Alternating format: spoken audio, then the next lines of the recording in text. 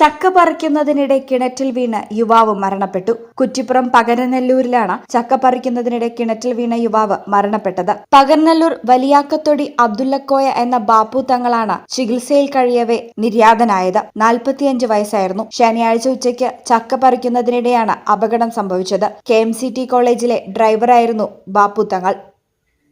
ഈ channel Kuttippuram. Al Salama eye hospital സേവനത്തിന്റെ 20ാം വർഷത്തിലേക്ക് 21 ലക്ഷത്തോളം സന്തുഷ്ടരായ ഉപഭോക്താക്കളും 2 ലക്ഷത്തോളം തിമിര ശസ്ത്രക്രിയകളും പൂർത്തിയാക്കിയ മലബാറിലെ ഏക കണ്ണാശുപത്രി.